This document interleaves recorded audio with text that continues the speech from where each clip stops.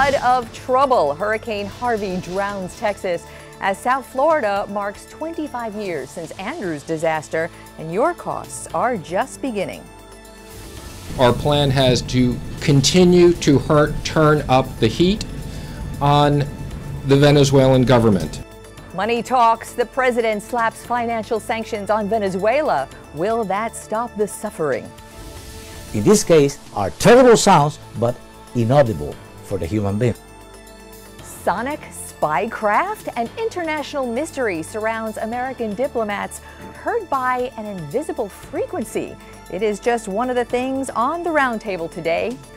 Good morning. So great to be with you today. Michael has the day off. We have a packed hour ahead, and we come on the air as much of southern Florida remains under a flood watch. Again, rising waters that will no doubt mean rising costs for you, possibly in a matter of weeks.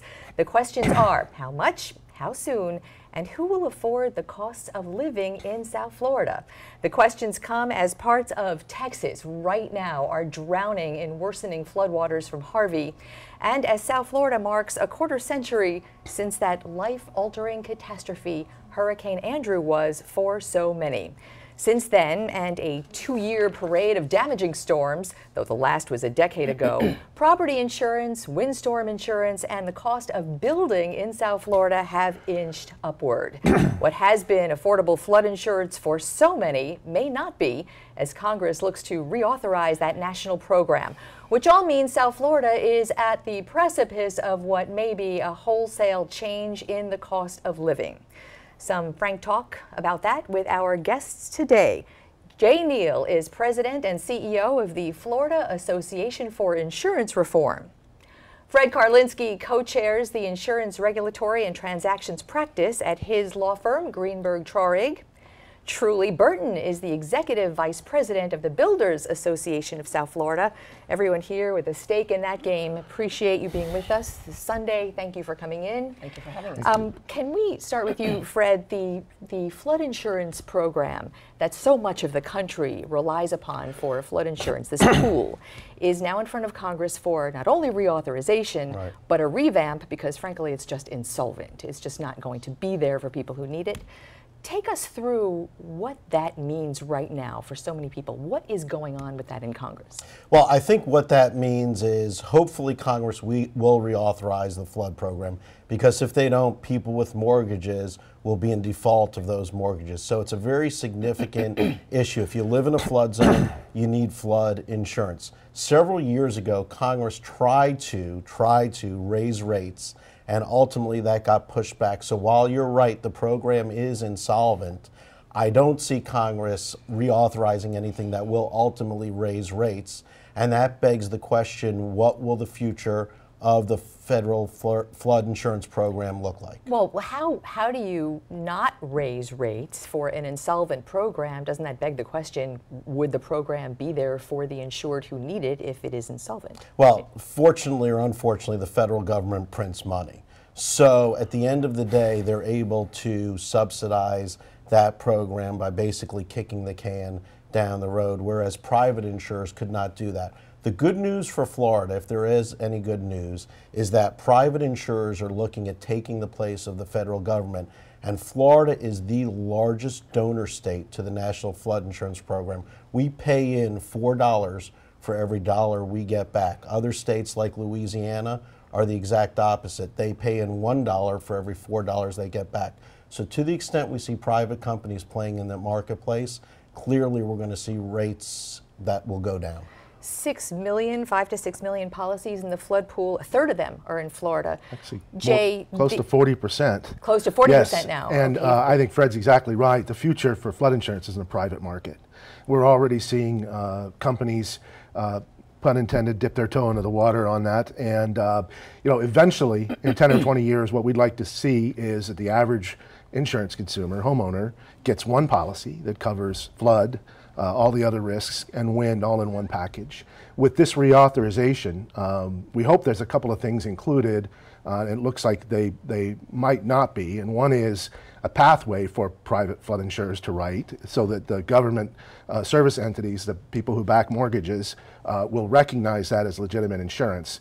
And we like also a mechanism so that if an insurance consumer leaves the National Flood Insurance Program, that they'd be able to come back in without any kind of major penalty. So those two things I think are very important in the reauthorization that Congress has to get done by the end of September. Yes, they do. Sure. Truly, all of this plays into the rising costs of housing. How is, relative to this flood insurance issue, how does that play in the real estate market? You can't get a mortgage in certain places in South Florida without flood insurance and without windstorm. And so if this is all going to the private market, AKA costs will be rising. How much, I guess we don't know yet. How does that play for the insurance industry, or for the real estate industry? Real estate industry, one of the things our builders try to do is produce housing that is affordable to as many people as can possibly buy it. That's our part of our mission.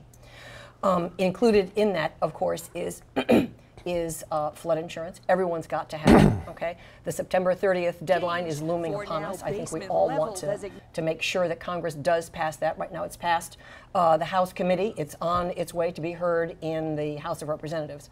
I'm very happy to hear, frankly, that there is a private option being looked at for flood insurance because, honestly, people's flood insurance rates, if it were to go nationwide, which it is, they all need to go up just a little bit. That is not an easy issue.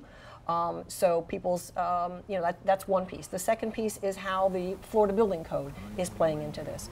As of January 1st, the flood elevation for all 1 and 2 family homes will rise 1 foot, not 6 inches, not 4 inches, 1 foot for all 1 and 2 family residences that are in flood zones. So every building, every home that's built as of January has to be a foot higher? Yes. Even everywhere or just in floodplain? It is, if you're in a high flood, in a high hazard flood area, okay, which is most of Dade County.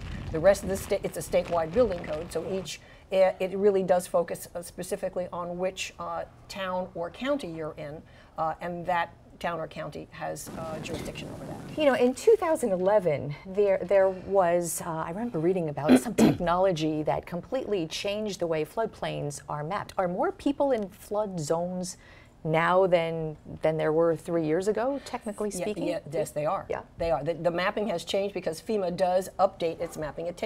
They lag, excuse me, they lag behind a bit, but the technology is such that in Palm Beach County, as an example, a lot more properties that were not in floodplains all of a sudden find themselves in floodplains.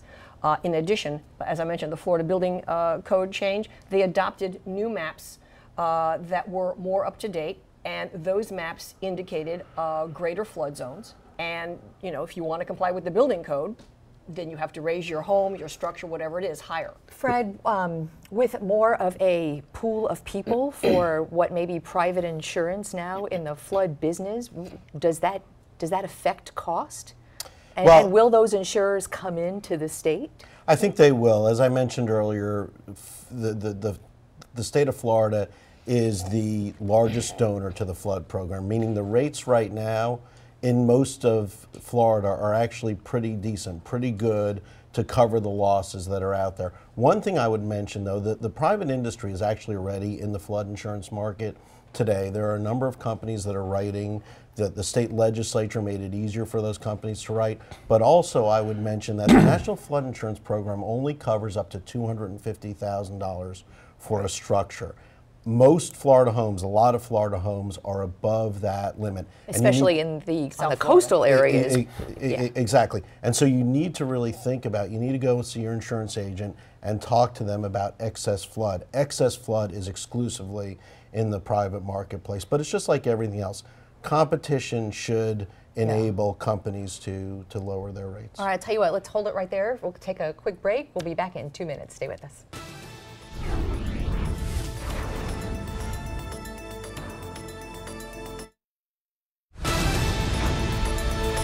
We are back with our panel, getting some pretty incredible information on flood insurance and what's to come, something that affects everybody in South Florida. Jay Neal, Florida Association for Insurance Reform, a very big component of what's to come is mitigation, home mitigation versus the costs of insurance. How big a deal is that with these new changes coming? It's huge. One of the ways to keep rates lower for the long run is to reduce risk. And by hardening a structure against wind risk, you can also oftentimes make it more energy efficient and give that property owner a fairly attractive payback period, so that their investment is paid back through savings on their utilities and savings on their state mandated discounts you get when you harden your home on your wind premium. Wind premium and flood premium as well. Truly, you were talking about raising homes by a foot. That's mitigation, but that's going to be really costly mitigation. It's included in the building code. Okay, so that's the first piece. The South Florida building code. There's a statewide building code. So any place throughout the state of Florida that where a 1 or 2 family home is in a high hazard flood area will be required, doesn't matter, to build up higher from their base flood elevation. Doesn't matter whether they're in Naples or South Beach or Jacksonville. If they are in a high hazard flood zone, they have to go up by 1 foot. How much if you know, I know we've talked about this before, I couldn't find the cost. What is an extra foot of fill in an average home? How much more will that be? We are still evaluating that with some of my larger builders, and I'd be happy to maybe come up with the same group and talk about how much that would cost additional, because it all then plays into the issue of housing affordability. We all have seen in the Miami Herald and in countless TV series that you all have done and others have done about the crisis in workforce housing and housing affordability. But that plays into the issue that Jay raised about resiliency and energy savings. So the statistics apparently are for every $1,000 in a home's increase, 150,000 families are priced out of home ownership. In South Florida, that is a devastating number. But Fred Karlinski, you represent a lot of insurance companies' interests. Right. How interested are insurance companies in giving discounts for those kind of mitigation practices from the very beginning, from a builder raising a home a foot? I mean, that is mitigation. What are those going to do to costs and premiums? Well, so I think the insurance industry doesn't like to see rates go up. They don't like to see losses happen that are exceeding the premiums that they bring in. Having said that, I think whenever you're looking at mitigation, you want to make sure that it's actually going to work. You see the things out there, you do these types of things, you raise homes a foot, you put the hurricane resistant windows, but you want to make sure that they actually work. So in the way insurance rates works, it's very interesting. Insurance is the only product out there where you don't know the cost of the goods sold when you actually sell the product. Think about that for a second. So they use the actuarial tables, which most people have no idea what all of those numbers mean, I'm well, going to guess. Most people don't have any idea what those mean, but in order to get a rate through the Office of Insurance Regulation in Tallahassee, it's a very cumbersome process. You basically have to prove what your losses are, and you have to show what your expenses are. And so it is a very mechanical process. There's not a lot of guesswork in that. It is a very rote type of process. So insurers don't mind giving discounts when they know that the corresponding losses will ultimately bear out to show that those discounts were warranted. I think that's a great point, Fred, and I think that kind of what Jay does as well is the following. The Florida Building Code really strives very hard to mitigate against losses. None of our builders at the BASF or any other place in the state or probably in the country wants to see their home buyer hurt.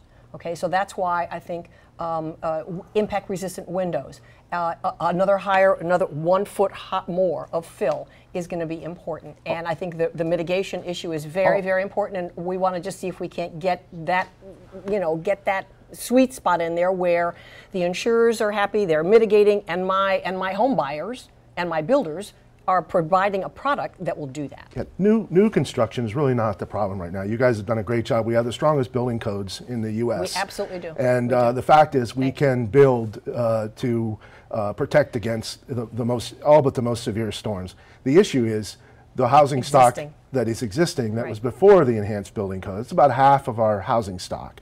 And it's those folks They should be aware that they have new tools. There's a new financing tool called Property Assessed Clean Energy, or PACE. Yes, it's great. So It's a great far, program. It's a great program. tens of thousands of projects have been done. 80% of it has been roof and windows, which gives you a discount, which, by the way, is a state-mandated discount. So you have an inspection form, and all the companies in the state have to apply it uniformly.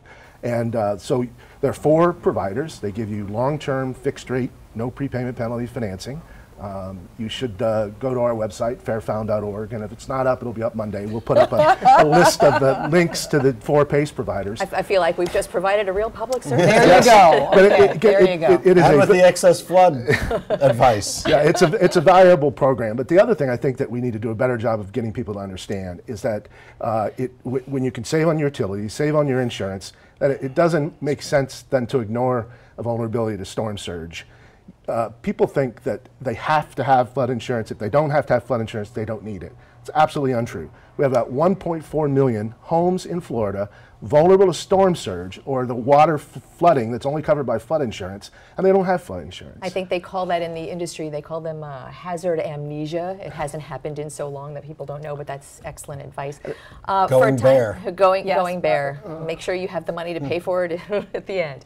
Thank you so much. We invite you to stay in touch because I know this is something that we really want to follow for our viewers, so I appreciate you coming in today. It's my pleasure. And up next, Thanks for having us. The flow of money is stopped. The flow of oil remains. That is the headline on the new U.S. sanctions against Venezuela's government this week. Will it help? We'll explore that next.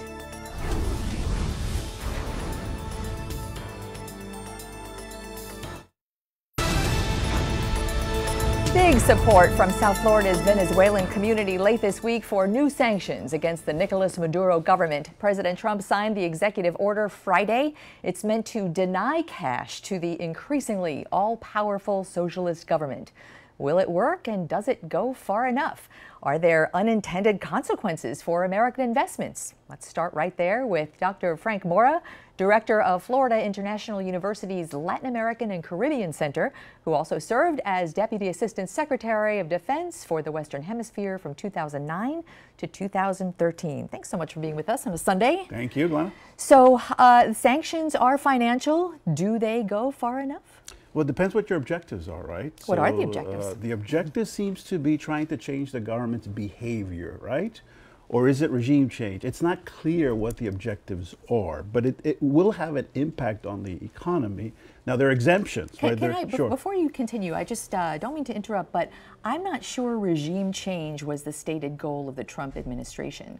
I think the changing behavior, probably more to your point, of the regime was the goal. So how will it change behavior, right? When the government is inflexible and dogmatic in not making the changes it wants, right? There's no expectation they're going to change the behavior. I think the objective is political. I think the objective is simply to show that the administration is doing something, is responding to the crisis and the turmoil that is occurring in that dictatorship. And the vice president's visit, I think, exemplified the political elements of this decision. So in these financial sanctions, which I guess we should say are the last in a series of sanctions, and this targets the entire government of Venezuela. However, there are carve-outs specifically for PDVSA, the government-owned oil company. Citgo is the American arm of that, and there is a very specific mentioned carve-out that protects Citgo from these sanctions. Is that appropriate? So PDVSA and the government cannot raise capital in the bond markets, but there are exceptions for commercial transaction and for, you're right, the refineries. So these are where American capital, American investments are in the refineries in Southwest the United States. And there was a lot of pressure for the administration to make these exceptions and protect the economic interests of those. So it's very focused on the ability of the government and the national oil company to raise capital in the bond market, period.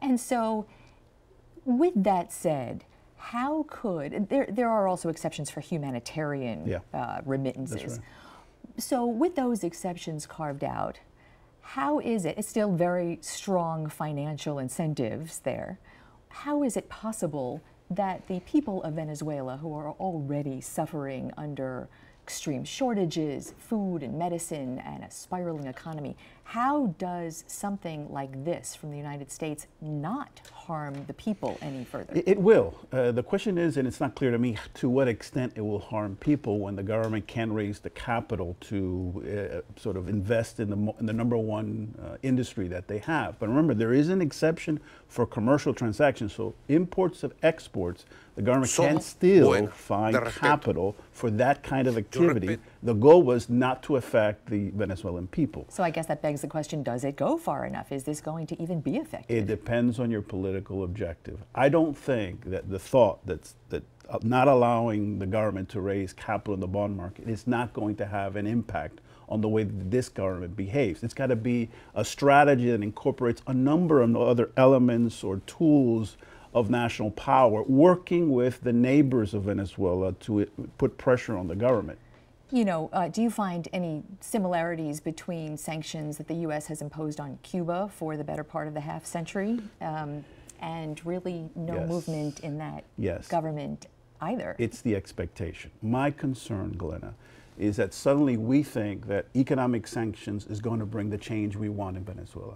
We've done a lot of work on this, and I have to tell you that economic sanctions on its own does not have or reach the desired impact that you want. You have to work with other ways. And the problem is that people all of a sudden say, the Americans will take care of this, like they did with Cuba. And unfortunately, sanctions will not have the impact that we want, certainly in the short term. The Venezuelan people need to continue fighting against this dictatorship in the streets and not expect the United States, either through sanction or even less likely, a military option that the president sort of entertained a few weeks ago. That's not going to happen. Yeah, you know, and in fact, we have actually met many Venezuelans here who are going back, saying just that, I'm going back, I need to be there to fight. Frank Mora, thank you so much for that fight. I appreciate you coming in with us. More to come on this one. And up next, we take it all to this week's Power Roundtable. It's a big one. Stay tuned.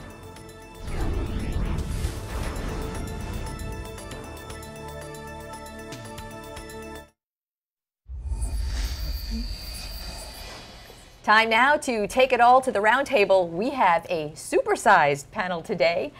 John Yearwood is the Executive Board Chair for the International Press Institute, formerly World Editor for the Miami Herald.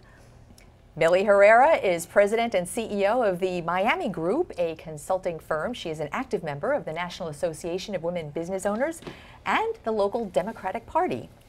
Marlon Hill is a Miami attorney with the Hamilton, Miller & Berthasell firm and past president of the Caribbean Bar Association. Mary Lee Cancio is a Miami-based attorney in her own name firm, recently named Outstanding Hispanic Republican Leader by the National GOP. Dr. Marvin Dunn, author of A History of South Florida Through Black Eyes. Also, Dr. Dunn, a retired chair of the Department of Psychology at Florida International University. Wow, thank you, everyone. This is such a great big roundtable with really good minds on it. So Summer brunch. Right. We're missing Michael. We are missing Michael, and Michael's going to be so wowed when he sees how many people we fit on the table today. But you know, there's a lot to talk about, and I want to start with wow, what a Friday, what we call a news dump. The president, while the nation was watching a hurricane about to hit Texas, the president did a lot. He sanctioned Venezuela, he pardoned Arizona's former sheriff. Something that a lot of people are talking about now is he reversed the order, and transgender servicemen and women are now no longer permitted to be in the military. Mary Lee, weigh in on that topic. That's hurtful to a lot of people who are good Americans who want to serve their country. And I agree. And there's a lot of good Americans that want to serve our country that have other medical conditions and problems and they cannot serve. If you go to military.com, you will find a whole list of issues that you cannot serve the military. Transgenders go through hormonal treatments. I was speaking to a gay friend of mine yesterday, and he was the one that was telling me, saying, look, Mary, they should not serve because of this. The hormonal treatments that they undergo, it's something that makes them volatile, and perhaps they should not be serving. There's so many other issues that you cannot be serving. If you have an eye problem, a hearing problem, if you have asthma, if you have different things, the list is so long. I'm telling you, go and look at it. But being transgender is not a disease. Being transgender is not a disease. If you're Being gay, you can serve. If you're bisexual, but who you are can you, serve. or who is anybody to determine who is Mary, patriotic enough? I agree with you. Discrimination should not be based on the fact that you were born one way and are transitioning to another. And the thing that they used to say, and they still say, that women, because we have estrogen, that we're very volatile. So I am appalled. Appalled that a woman should say that. We should not even be having this conversation if we had not been placed in this position by a totally incompetent president to challenge these people. Suppose you're a transgender person serving on a submarine today, or in any position in the military. How would you feel with your commander-in-chief saying, you're not good enough, we don't trust you, you may be volatile? Like women are volatile, right? So we shouldn't be serving either. It's an embarrassment to the country that we're having this discussion. All I can say, Marvin, is look, this policy has been in place for a couple of years now. How many complaints have there been?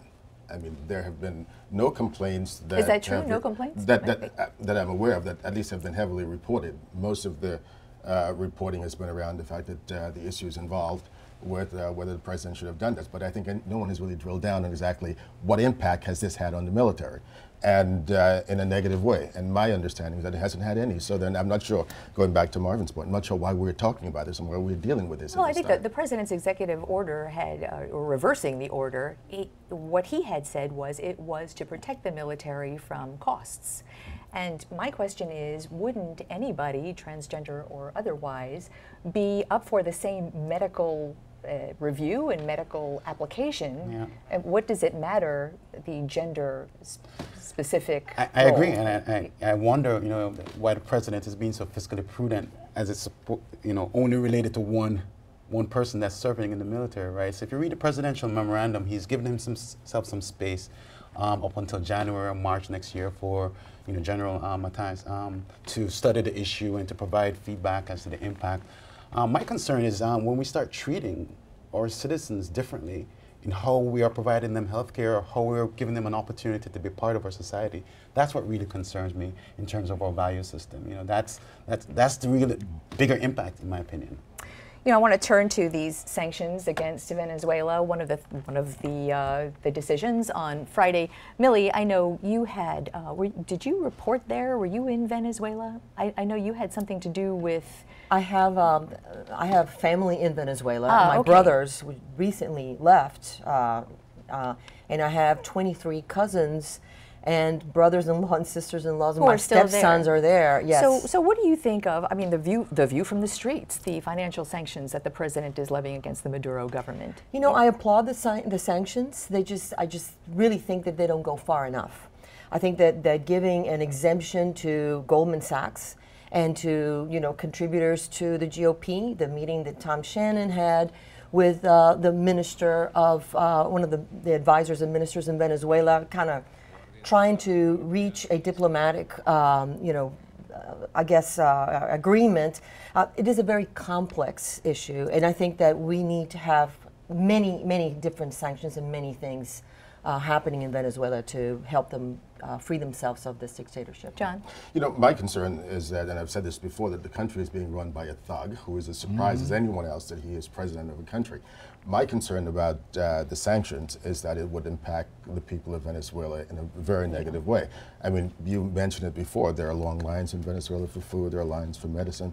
I mean, in fact, the last time I was in Venezuela, I was on my telephone texting my office, and the taxi driver says, put your phone away, because she was afraid of someone breaking the window glass and stealing the phone. So the people in Venezuela are really hurting. Yeah. I think whatever the president does, and I think that there is some concern now that the president is paying attention to this, is that he should not hurt the people of Venezuela anymore. But he threatens to use military force, and in so doing played right into the hands of Maduro, because he could then say, the Yankees are coming, as I've warned you, we gotta stick together, and my leadership makes sense. So the president did not help the situation by threatening to do something that was sensible. Although I will say on Friday, the National Security Advisor, H.R. McMaster, was actually asked about that and said, and I want to remember his last words because it telegraphed, at the moment. He didn't say long term, he said at the moment, the military option is not on the table. I think that the president fulfilled his promise of taking swift and strong action by signing the executive order that was very carefully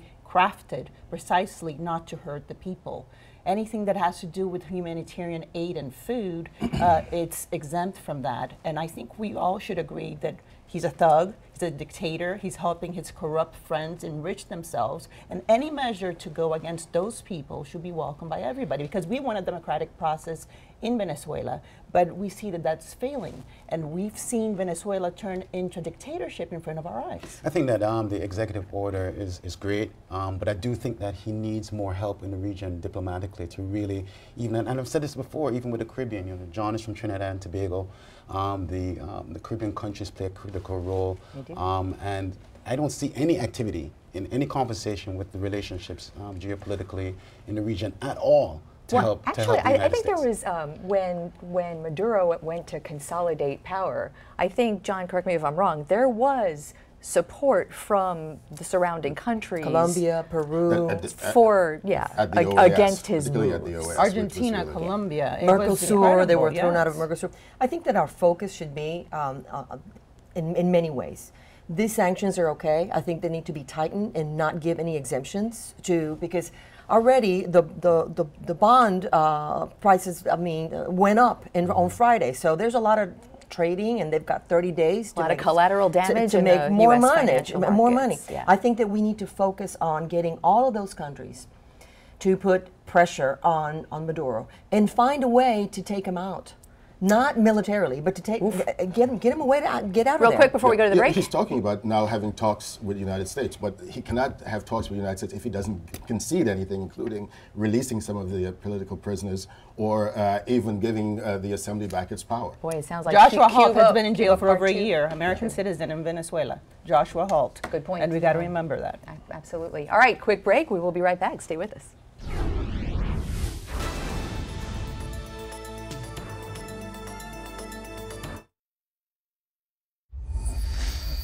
We are back with the roundtable, supersized roundtable. This week we've learned that there were many more diplomats, Americans and Canadians, working in Cuba who apparently were hurt by some sort of sonic noise. John Yearwood, no one knows, frankly, what this was. Cuba is categorically denying it had any kind of spycraft or attack on these diplomats, but something did happen. What do we know about what happened to those diplomats? Well, something did indeed happen, and I'm not quite sure I believe the Cubans. In fact, people have said that a third party could be involved, and people have pointed fingers at the Russians. My feeling is that that's not the case, because think of when this happened, which was last fall. The Russians were too busy trying to eavesdrop on Brooklyn, the Clinton campaign headquarters, than Havana. Skew an election, is that what you want to say? Exactly. But I think that if you want to look at someone, you can look at the Cuban for a couple of reasons. One, if you think of what happened to the Chong Chong Don, which was the ship that was seized in Panama, the Cubans had said they had nothing on the ship except 250,000 pounds of sugar. When it was revealed that in fact they were weapons, including a few MiG jets, the Cuban says that they were obsolete. So I think that on issues like this, the Cubans have a history where they don't tell the truth. And I would say that what the Cubans are saying, that they're not involved, is not worth a pound of sugar. But what's interesting is it happened at a time during President Obama's rapprochement. I mean, this was a good period. That's my point. I don't know what would have been the advantage for the Cubans to have done this at a time when they're trying to get closer to the United States. They don't want to get closer to the United States. They really don't want to get closer to the United States. And what we're seeing is that a lot of people were affected, even children of diplomats. Apparently these attacks took place at their homes, not at the embassy. So a lot more than the 16 that were reported treated were affected. So I think there is a little bit, not a cover-up, but there's a lot of people that were affected. I know people here in Miami that are familiar with the hospitals that treated these people, and they're keeping it very quiet here in Miami. And I'm very concerned of the implications of a sonic attack that can cause traumatic brain injury. And it's very scary. So we cannot trust the Cubans one bit. They're behind what's happening in Venezuela too. So Raul Castro is not our friend, has never been our friend. Well, historically, we've seen, because again of the isolation that Cuba has had, and their proximity to the United States, they've been very well trained by the Stasi. They have very, very sophisticated methods of spying, and we've seen historically that they are just plain evil. They don't care. So of course they say one thing, it's double talk. They say we want relations with the United States, and the moment that it happens, they just want our money. money. They start working behind the scenes to dismantle all that. Wait a second. I think President Obama did the right thing. I do too. When he tried to move these two countries together to try to get away from some of the animosities. Animosities. He's a dictator. Whoa, let's don't start talking about dictators, because you all elected a dictator as president of the United States. So let's don't talk about dictators. You got a dictator in the White House thanks to Republicans. It's so sad to be in this table with someone that wants to impeach the president, someone that calls him a dictator. When we live in a democracy where we have television and radio and print. That's what the roundtable is for. Who else says the president? Can we get back to the Cuba Sonic question? He called the president of the United States a dictator. He is a dictator. Who else says the press is the enemy of the people? He might as well be. Point, even though I said that the Cubans are responsible, I'm not quite sure they may have willingly done this. And I tell you why. Because the Cubans eavesdrop on everything. I remember when I was in Cuba, I had to speak in code at the hotel room because I was afraid that the room was being bugged. But I think this could have been an accidental, incident where the bugs may have, because it's clear that the homes of the diplomats are bugged. It's possible that something could have been an accident where they were not. There was spying, and the methods that they were using, the tools that they were using were emitting radio waves. Cuban political prisoner, Mr. Zuniga, you saw him at the top of the show, indicated this might have been happening very similar non-tech kind of operation decades ago. We're moving into a whole new era. Cyber, sonic, the dangerous place. We're going to learn soon. The National Security Team and the Department of Defense are going to get to the real bottom of it soon. And unfortunately, I really don't think I agree with Dr. Dunn. Why is this happening right now? After this effort to kind of cool things down and to really separate. But Marlon, do you really think that Raul Castro wants normal relations with the United States? Yes, they do. No, I don't think so, Millie. I think they want our dollars. They want our tourist dollars, but they don't want any freedom for their people. We still see people in jail. We see the women in white and the ladies in white that every Sunday get beat up. They don't want democracy. They want freedom. They want freedom in their terms. On their terms. They want freedom, and they want to control it. Of course. And they want freedom, continuing to stay in power. And it is a double talk. We want it, but we're going to do all these things behind the scenes to make sure that when it is convenient to us, we dismantle all these great things that are happening, supposedly. John, do you see, I'm going to ask you what I asked Dr. Mora in the last segment, do you see similarities here between these sanctions on Venezuela and sanctions for 50 years on Cuba that really never did change the behavior of a government? Yeah, and if you would want to add even Zimbabwe into that, the sanctions there also have not changed the behavior of the government. I mean, there are a lot of people who had hoped, there was a tremendous amount of hope when Obama announced a rapprochement that there will be some change in behavior in the government in Havana. We haven't seen much. Certainly we've seen some, but we haven't seen much. And at the end of the day, who gets hurt? The people of Cuba, the people of Venezuela, right? So we need to really focus on getting a diplomatic strategy that gets directly help to the people. And we're not seeing that in the region hemisphere. That might be helped if the president would fill some of these positions in the State Department so that the business of the country could be done in a proper way. We wouldn't be left guessing what's going on if we had proper staffing of our State Department people in the right places. Diplomatic channels, Mary Lee, apparently are being worked in Venezuela and Cuba still? Well, I think there's different aspects or different factions inside the State Department. Millie had mentioned Shannon before, who's someone that was in the Obama administration before that has a different philosophy than the current administration. And I think what we're seeing is that Tillerson has a different point of view, and it's prevailing. I fully support the current administration and their efforts.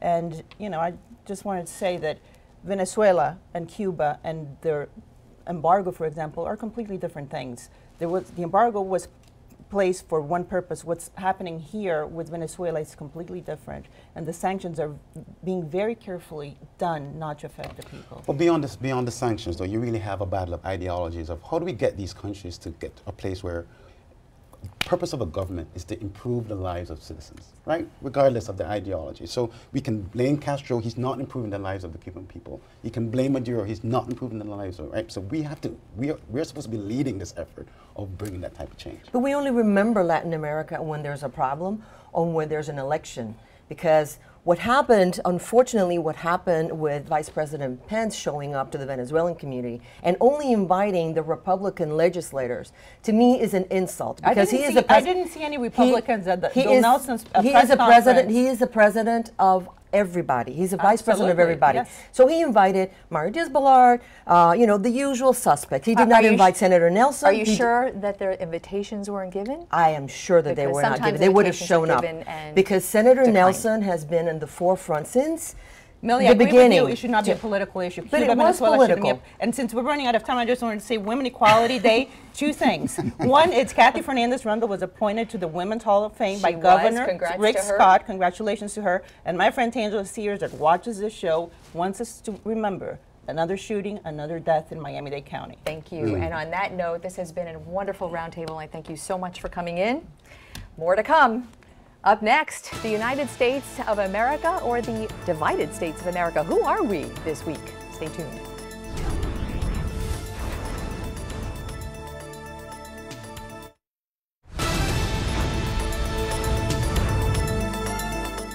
All right, well, good afternoon, Glenna, and good afternoon, South Florida. Just to talk quickly about Tropical Storm Harvey, continues to bring some heavy rainfall. Another band passing through right now in Houston and out to Lake Charles, Louisiana. A tornado watch box does remain in effect as these outer bands continue to come on shore. We'll continue to track Tropical Storm Harvey, but back here at home, tracking a few showers out west. They're moving slowly towards the east, but for us, we still have been dry, however, very cloudy out there. Despite the cloud cover, there's a few breaks in the clouds, so a little bit of sunshine. It has warmed us up into the mid and upper 80s in a few spots. Now, flood watch remains in effect through this evening, all due to all this rain that's out in the Gulf waters. Some of that will be headed our way, but much later on this afternoon. Again, this is all due to that disturbance that has that 50% chance for formation as it heads towards the Atlantic Ocean. By tomorrow, few showers around, less widespread rain, and the clouds will start to break apart. Now, because the rain is going to start to drop as we continue on through the next few days, the temperatures are going to go back up. We're going to see a little more sunshine, and we're actually going to dry things out, almost dry things out, not completely, as we head into Wednesday, back into a typical summer pattern by then. Glenna? Jen, thanks so much. Deadly and devastating Hurricane Harvey occurred on the 25th anniversary week of South Florida's Hurricane Andrew shell shock. So many remembering the most frightening night of their lives. But remember the remarkable time that came after and the weeks that followed? People of all backgrounds stepping up to help each other repair structures and rebuild lives. A catastrophe in common brought people together. The people of Southeast Texas may experience that in the coming months, but the country as a whole right now certainly is not. Take a look at this series of pictures. This is courtesy of ABC Network's Cecilia Vega. She documented people raging at journalists covering President Trump's rally in Phoenix this week. Look at their expressions. And now look at another photograph. This is a Getty Agency image from the neo-Nazi march in Charlottesville a few weeks ago. A very different event, a different crowd of Americans, different targets of hate and anger. But the similar expressions of hate and anger in those photos is hard to dismiss. How does that happen? Biases and cultural norms of any group start at the top, whether that group is a family, an organization, a business, or a corporation, or a country. People at the top set the tone, but every free-thinking person bears responsibility. Do we really need disaster and heartache in common to kickstart empathy and kindness and community engagement? The country just can't wait for disaster to unite us. There's too much work to do and too many issues to solve as the United States of America. What do you think? We invite you to weigh in on any topic you like via email or Facebook or Twitter. Here are some of the addresses. We are very easy to find. We hope you do. Try to stay dry today. Have a beautiful Sunday. Thanks for being with us. We'll see you next Sunday.